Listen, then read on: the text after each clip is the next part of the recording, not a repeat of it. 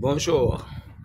Nous voulons remercier tous nos abonnés qui nous font l'amitié, l'honneur de nous suivre régulièrement à travers nos différentes vidéos. Nos abonnés de la Côte d'Ivoire, de l'Algérie, du Cameroun, du Burkina Faso, du Maroc, de la France, et nous voulons vous dire merci. Nous voulons également encourager et exhorter les uns et les autres également à nous suivre en nous abonnant, à vous abonnant à notre page pour bénéficier des conseils, des orientations stratégiques et également partager avec nous vos expériences en commentaire. Et aujourd'hui, la thématique que nous voulons aborder, c'est comment choisir sa banque professionnelle. Je parle de banque professionnelle parce que il y a des banques qui accompagnent les particuliers tout simplement. Mais nous nous adressons au top management, nous nous adressons aux chefs d'entreprise, nous nous adressons aux différents leaders, aux créateurs d'emplois, créateurs de richesses. C'est à ceux-là que nous nous adressons et c'est ceux-là qui constituent la cible de nos vidéos ou ceux qui ambitionnent être dans cette cible-là. Comment choisir sa banque professionnelle? Vous savez, il y a plusieurs sociétés de banques. Une banque, par définition, est un établissement financier relié à une banque centrale qui la contrôle pour le bonheur des populations et des entreprises. Mais la banque est une entreprise commerciale comme toute autre, qui crée ses produits et services, qui a pour ambition de se faire des bénéfices. La banque gère la liquidité, la trésorerie de ses épargnants. Et dans l'espace UEMOA, la BCAO autorise seulement la banque à utiliser maximum 25% des dépôts, 25% de l'épargne que la banque peut utiliser pour faire des prêts. Donc, vous voyez que la banque aussi a ses critères, la banque a ses paramètres, la banque a ses investisseurs. Ils sont soit liquides, soit ils ne sont pas liquides. Et donc, tous ces éléments-là permettent à la banque de mettre en place sa stratégie commerciale. Et donc, il est important pour l'homme d'affaires que vous êtes, pour la femme d'affaires que vous êtes, au chef d'entreprise que vous êtes, de connaître d'abord comment la banque elle-même fonctionne en tant qu'entreprise, en tant que société. C'est d'abord ça qu'il faut savoir. Et c'est ce que je viens de vous présenter tout à l'heure. Et donc, il y a plusieurs critères pour choisir sa banque professionnelle. Le premier critère, c'est quels sont vos besoins. J'ouvre un compte dans une banque en fonction d'un besoin. Alors, le besoin doit être bien défini dans le besoin actuel, le besoin à court terme, à moyen terme et à long terme. C'est la bonne définition de vos besoins vis-à-vis de votre partenaire, qu'est la banque, à court, moyen et long terme, qui vous permettra de trouver la banque qui correspond à vos besoins. Alors, beaucoup de jeunes entrepreneurs d'entreprises ouvrent juste des comptes bancaires pour pouvoir encaisser leur paiement et pour faire également leur paiement à leurs différents fournisseurs et partenaires. Ça, c'est le métier classique. Ça, c'est le besoin primaire. Mais le métier de la banque va au-delà de cela. Donc, il est important de bien définir cela afin de voir quelle est la banque qui peut au mieux satisfaire d'abord vos besoins. Premier élément de critère pour choisir sa banque professionnelle. Le deuxième critère, c'est quelles sont vos attentes. Qu'est-ce que vous attendez exactement de la banque? Est-ce que vous avez besoin que la banque vous accompagne à l'international? Parce que vous avez une filiale dans d'autres pays, au Burkina, en France, au Qatar, vous avez des filiales. Et vous avez besoin que les transactions, les comptes intercompagnies de ces différentes filiales soient, que les mouvements se passent rapidement. Est-ce que c'est ça votre besoin? Est-ce que vous avez besoin de découvertes bancaires?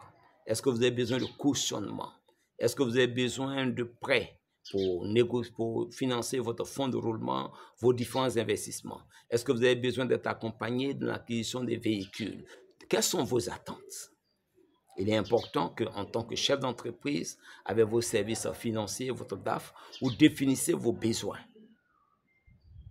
et vos attentes. Et ce deuxième critère vous permettra inévitablement de pouvoir éliminer certaines banques. Le troisième critère que vous devez utiliser pour choisir votre banque, c'est la proximité. La proximité, pourquoi? Parce que c'est un non-sens pour vous d'être avec une banque qui se trouvent à 200-300 km de votre lieu de résidence. Il y a beaucoup qui choisissent des banques parce qu'ils ont une connexion à l'intérieur de la banque.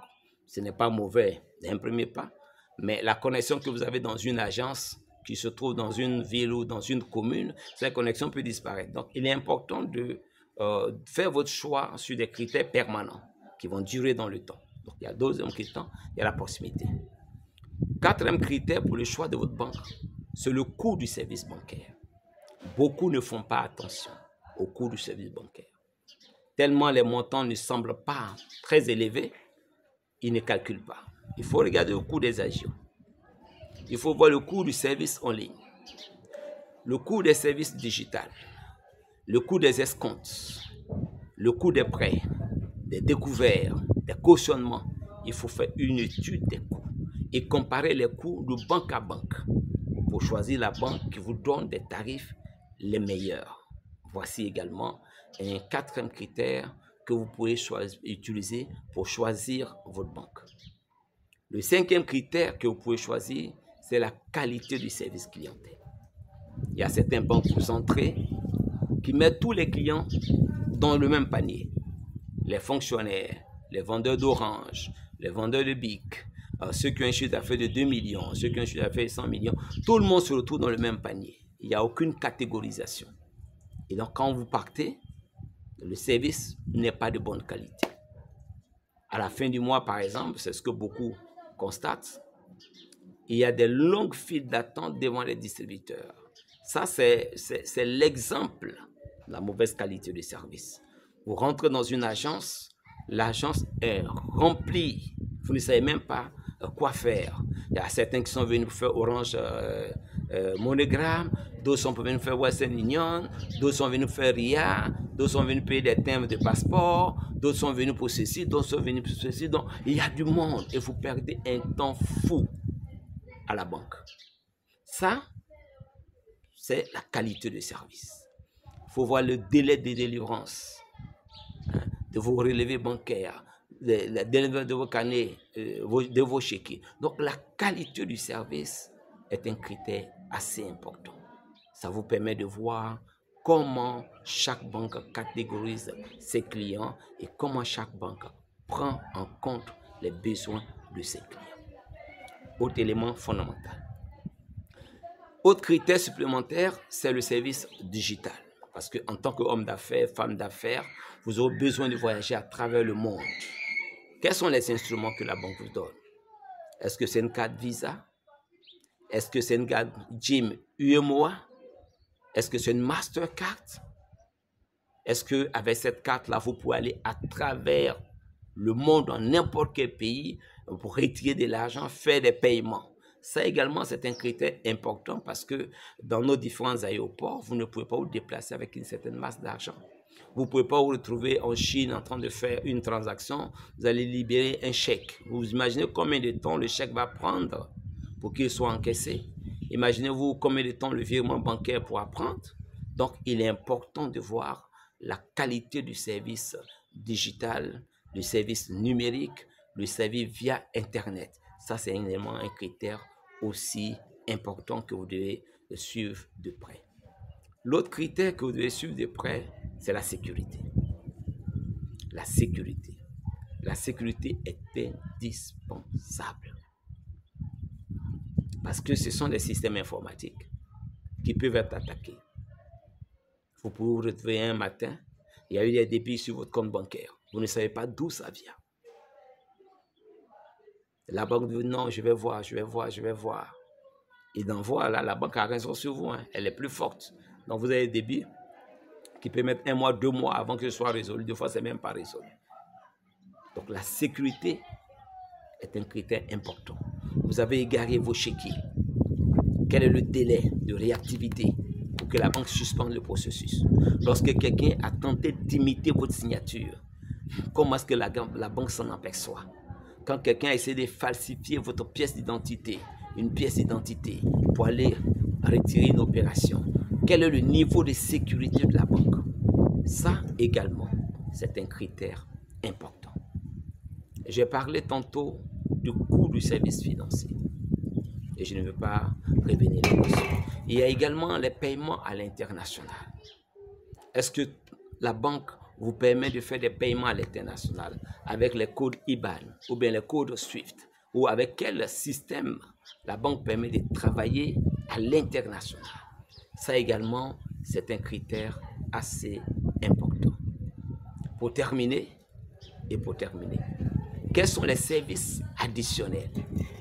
Quels sont les services plus que la banque vous offre en dehors des services classiques? Est-ce que la banque vous permet de faire de l'assurance? Est-ce que la banque vous offre des DAT? Est-ce que la banque vous offre des faveurs? Est-ce que la banque vous interconnecte avec d'autres personnes qui peuvent avoir besoin de vos services? Quels sont les services additionnels de la banque? C'est un critère aussi important. Donc, en somme, vous voyez que la vie d'une entreprise est intimement rattachée à sa relation bancaire. Aucune entreprise ne vit sans être rattachée à la banque. Il y a des services pour lesquels on n'est pas obligé, mais vous êtes obligé d'être rattaché à la banque. Et donc, le rythme des opérations sont calculés également par le banquier. C'est pour cela que nous conseillons aux différentes entreprises d'avoir quelqu'un en interne qui va s'occuper de l'aspect de la trésorerie.